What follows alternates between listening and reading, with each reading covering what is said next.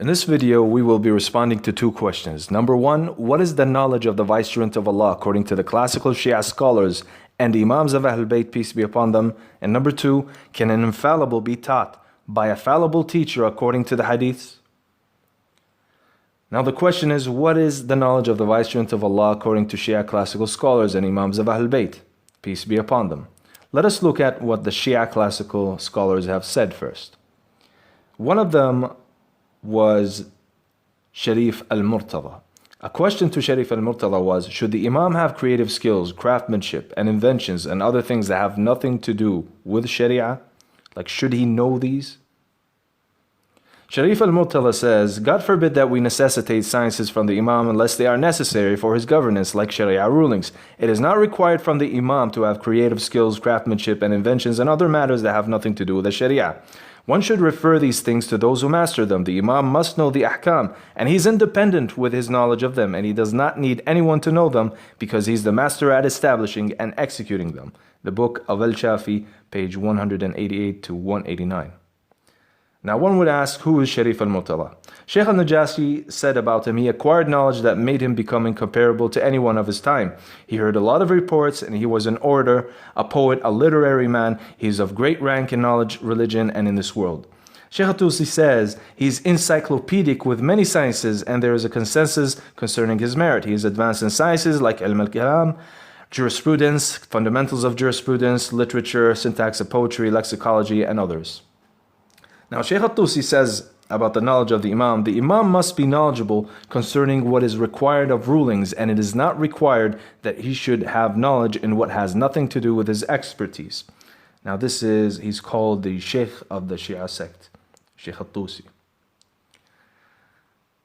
Shaykh al-Mufid, who is another classical Shia scholar, says, our Prophet Muhammad, peace be upon him, and his family is the best of prophets and the most knowledgeable of messengers. Yet he wasn't all-knowing of the knowledge of the stars and did not expose himself to it. And he wasn't into poetry, and he doesn't have to be. And he was unlettered according to the text of Revelation. And he did not acquire the knowledge of inventions. When he reached Medina, he hired someone to show him the way, and he used to ask about reports, and certain reports were hidden from him when someone untruthful reports it to him.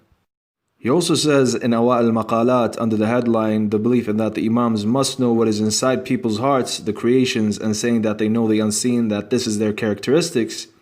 Meaning Shaykh al-Mufid, he says, the Imams from the family of Muhammad, peace be upon them, used to know what is in the hearts of some of the servants. And they used to know about things before they happen, but this is not required in their characteristics, and it is not a condition to their imamate. Now back to the question again, what is the knowledge of the Vicegerent of Allah according to Shia classical scholars and the Imams from Ahlul Bayt? What did the Imams from Ahlul Bayt, peace be upon them, say about the knowledge? Imam Sadiq, peace be upon him, said, Solomon inherited from David, Muhammad inherited from Solomon, and we inherited from Muhammad. We have knowledge of the Torah, the Gospel, the Psalms, and an explanation of what is in the tablets. Meaning Mufaddal son of Umar, he said, is this knowledge? He, Imam, said, this is not knowledge. Knowledge is what occurs day after day, hour after hour. Kafi, volume 1, page 224 to 225. According to the messenger and successor of Imam al-Mahdi, Sayyid Ahmad al-Hasan, his explanation of knowledge is, the knowledge of the Vicegerent of Allah, if it's from a book of a previous Vicegerent of God, for example, or him safekeeping it, or him preserving a previous Sharia, it is not the most important knowledge which is required for a Vicegerent of God to have on earth, because these matters are available among the people, and any person can find them. Therefore, he will not have a preference over others by these.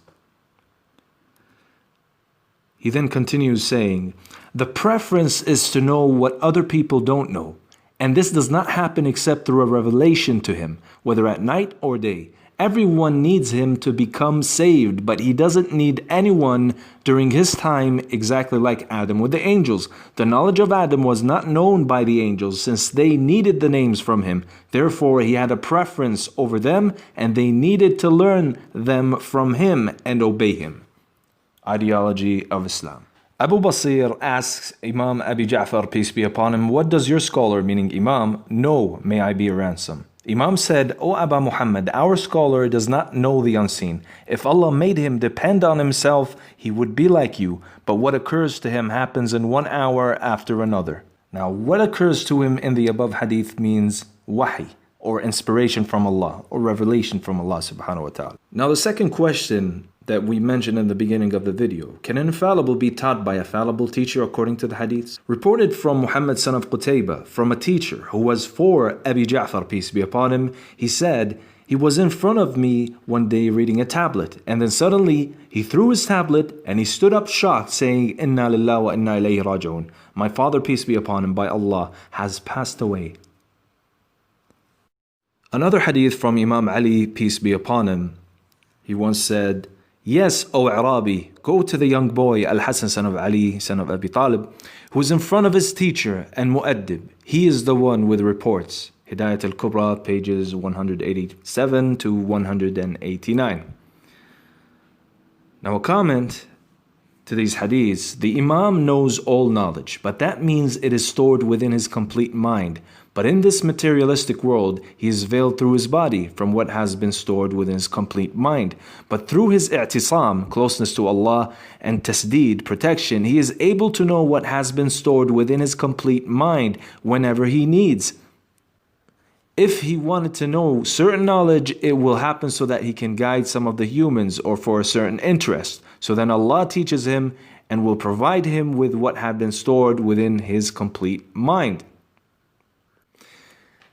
It is possible for the Imam to use certain ways and paths to know a certain science from the materialistic sciences, like engineering, physics, and others. It is not necessary that he knows these things in an extraordinary way unless there is a certain necessary interest behind it.